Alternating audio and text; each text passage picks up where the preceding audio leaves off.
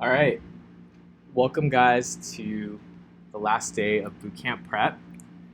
You guys all did very wonderful. Um, I saw all the hard work you guys put in to get those workshops and do those side projects and um, all the questions that you guys asked. You guys are like a great class. I see a lot of promise here. Um, so I just kind of want to go over the next steps in terms of how to apply for the bootcamp, how to prepare, so that you guys can be accepted and then to do well in the program as a whole. And then I'll be here just to answer any questions you guys have about the program, about the next steps, what resources to use, and like how to best use your time to be the most efficient. And so we have Marco here to help out if you guys have also any questions. This is the first time you guys saw us together, but yeah, this is a long time coming. It's my other half. But so let's get right to it. Basically, the next step is, and today after this lecture, we're gonna give you guys time to try a HackerRank assessment. It's a new environment, so it takes some getting used to. It's not like REPL or the code pen exercises in the environment. It's a little different, so it's a little funky. So you guys will have a leg up and that you guys will be exposed to it. And the test that you guys take today is not going to be looked at by full stack, so feel free to, not have any pressure. There'll be help tickets if you guys want to put in help tickets, or I can come around if you guys have any questions. But it's going to be pretty similar to what the acceptance exam is going to look like. And yeah, it's a little different than working from a partner. Sometimes there's a timer, so that can take some getting used to because it's clocking down. But if you manage your time wisely, then it shouldn't be an issue. So yeah, it's widely used among boot camps and employers. So my company, as sort of like the first step, they had us take a HackerRank to solve a bunch of problems before they even gave us the interview. And so it's pretty common among other boot camps and employers in general. Yeah, basically the first time you log in, you guys will be able to see a tour. And so there's some little one-off things like you can't open up another browser window, so it'll like lock you in sort of to a full screen view where you just kind of can't really escape it. Calls your code for you. Yeah, and you should take the tour but you guys will probably, when you guys actually take the assessment, you guys probably won't need to take it since you guys will probably just take the tour today and then just be used to like the environment and how everything works. But yeah, for some test cases, you won't be able to see your logs, which might be kind of difficult, but I think for the most part, you should be able to still see your logs. It's just like a small minority of them, I think. But yeah, it's going to be very similar to the actual assessment, as I mentioned before. 4 to 6 questions. Usually it gets easy. It starts easy and then gets harder. So it's best to approach the easy ones first so that you can build momentum, get stuff done, and then focus most of your time on the hard ones. But sometimes it is helpful to jump around. If you're spending too long on one problem, then it's good to just go to another one and keep that in the back of your mind, and maybe you'll like discover something while you're working on something else. But yeah, it has a time limit, so you do need to pace yourself, and it'd be good to say like, I'm not going to spend more than X amount of time on this one problem, and kind of pace yourself that way. So today we're going to be doing practice assessment 1, and you guys will be able to get some experience with the HackerRank platform. There's going to be solutions available. They're going to be unlocked. And you don't have to worry. We're not looking at any of this for today. So after today, you guys, I'm not sure exactly how long the time period is that you guys have to take practice assessment 2. But I don't think it's like longer than a week. But it's like around a week. You have a week where we will look at this submission. And if you do well, then you may not have to take it again.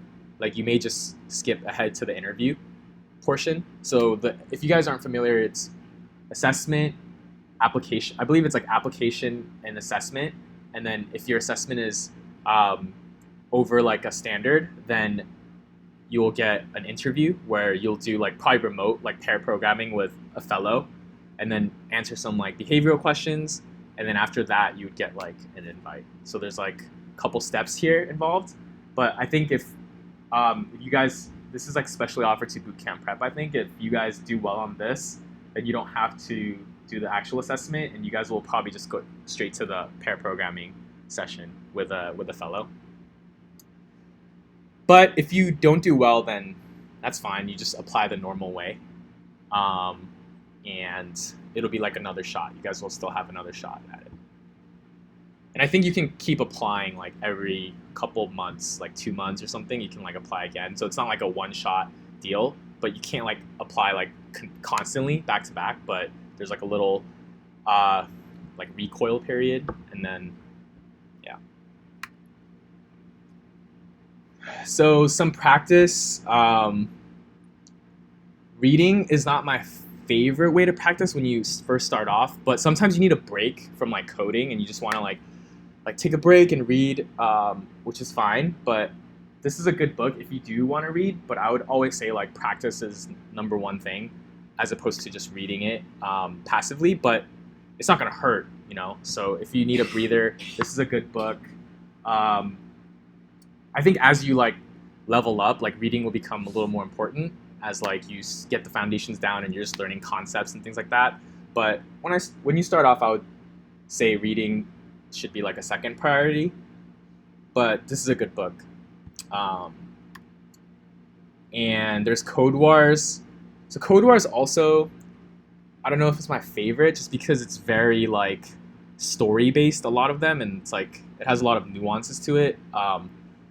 I like Code Wars is fine, but I like to use like Leet Code, like the easy problems on Leet Code, because it's more like to the point, like as opposed to like, oh, like there's a story of like this guy, he's like on a journey and he has to like get these coins. Like I feel like Code Wars had a lot of that. I don't know if it still does, but when I looked at it, it had a lot of that.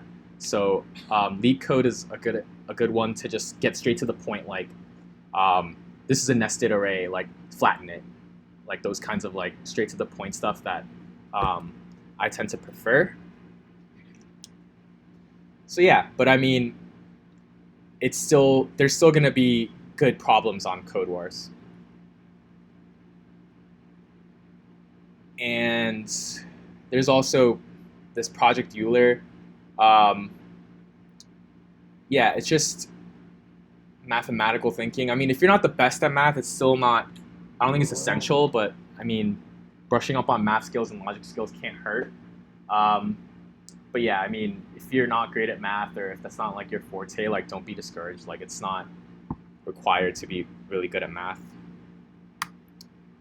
And a personal project is always really good just to get like experience, because if you do this, then it'll help you to do well in class.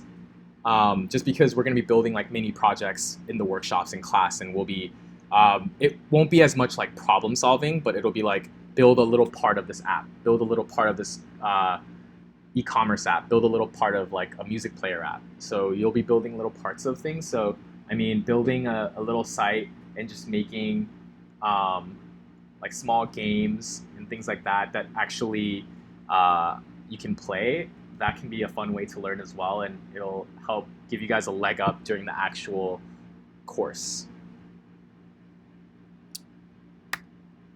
And again, if you guys have specific questions like, oh, how long do I have to take assessment 2, or how many times can I apply, I generally have an idea, but if you want specific answers, then there's this Slack channel that you can ask for instant questions, and you guys can also email these 2 emails. And yeah, I mean, this is the last slide. Basically, even though, I mean, Bob Ross, like his paintings are beautiful, and even though, you know, it may not be our code, you know, may be hard, you know, eventually you guys get the point. Like your code can be a beautiful painting.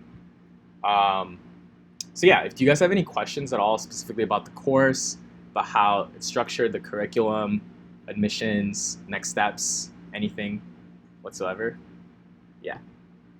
Regarding the hacker rank, Yeah. is that saved? Do we get to save it for reference for later or not? Do you recall if you could save it? I don't know if you can save your own code, but I think there are solutions for practice assessment 1. Practice assessment 2, though, will not be available to you after your code. Okay, so the one we take tonight, we can I think you can constantly reference it. Yeah, there's solutions for it. And regarding the questions, you have to get them all the way right, or can you get them partially right? It's like there's no like requirement. Like it's not like, oh, if you get 4 right, you're gonna get an interview or something. No, I mean like the question, like one question, you have to get that completely right To go to the next one. to get that correct. To get it correct, if you yeah. miss one little Yeah, it'll still be counted as like not correct, but it'll tell you how many test cases you passed. So it'll be like passed 11 out of 13 test cases, Okay. as opposed to like 13 out of 13. So it is a partial correct. Yeah, there you can get like partial credit.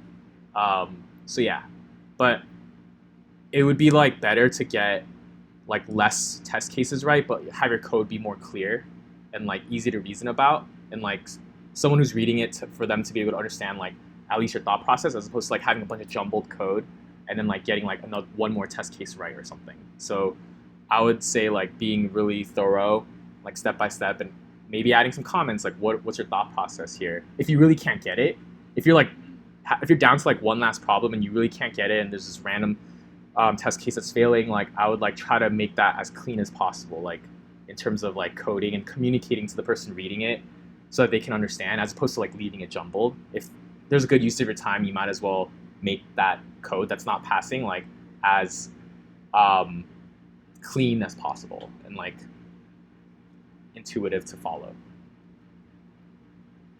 Yeah. How long do we have access to like the workshops and the solutions? I think it's forever, right? Yeah, you guys will always have it. If we pass like the first test and then go to the interview thing, Yeah. how much harder are those problems than the test problems? I would say like the very first couple test problems on the HackerRank are easier, and then once you start getting to the end, like it'll be like similar to like the sort of a little bit more difficult ones on HackerRank. It won't be totally different from that, but it'll also just be like and you'll be available, like you'll have the fellow who's interviewing you to like ask for questions and ask for hints, and you can like sort of solve it together with him. Obviously, like you can't just ask him to do it for you, but like it's meant to be like a pair session. So like, yeah, like feel free to ask him any questions or like just interact with him while you're solving it. Yeah. Hmm?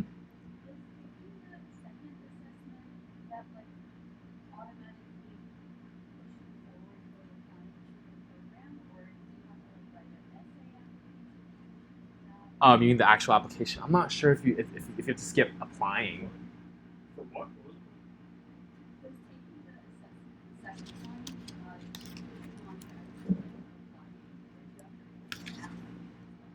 No, you just get an email if you pass it. And if you fail, you get an email, but it won't be. But be as happy. they still have to apply, right? Like you know that no, application? No, Oh, I don't think you you have to apply. No, because the second thing is only for bootcamp prep students, so that's part of your application. Yeah, so Once I guess you finish and get the response saying you failed or passed, the email you'll get an email and it'll tell you next steps from there. And you could always check in with Slack.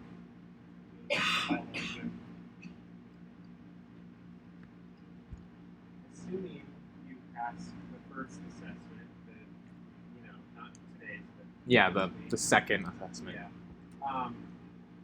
You have a time limit till when you basically that gets you into the final stages. Like, do you have to do that within a certain time frame, or think so, right? Like you can't just if you pass a second one, you can't just like save that forever. I'm Well, assuming. you have to schedule the video conference interview, Yeah, but it does not have to be immediately.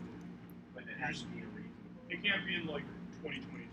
You know, Yeah, because then I'd be like, just check in and it'd be full stack with you. one by one. It's Yeah. Just like say like, hey, I need this amount of time. I need this. Is this okay? You know, everybody that works with is pretty like mellow and is trying to help you like come here. You know, so like, but in a reasonable amount of time, not like a year. You know? And then I think one of you guys mentioned like after that, you pass that, there's a applications day, and then is there another test at the end of that too that you can fail? I think so. Yeah. Like you have to pass. There's 2 checkpoints. But you have like resources at that point, so like you'll have a dedicated like TA or like a get dedicated mentor that can guide you through if you're having trouble. Um, but yeah, like I don't think many people like drop off at that point. So if you like if you got to that point already, then you put in the effort, like you'll definitely be able to pass the foundations. But there are like 2 checkpoints, and I think you can like if you don't pass, like there's like things you can do, like you can like retake it or just I think there's like negotiations you can do. But yeah, there's 2 official like checkpoints for foundations. Um, The first checkpoint means nothing. If you fail the first checkpoint in foundations, your mentor will be like, "What's going on? What's wrong?" Okay. You won't be kicked out. Oh yeah, it's the last one that the last one. The last one's the one. All will be fine. So relax. Yeah.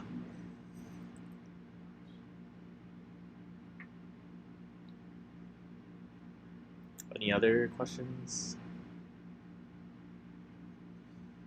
All right. In that case, then you guys will be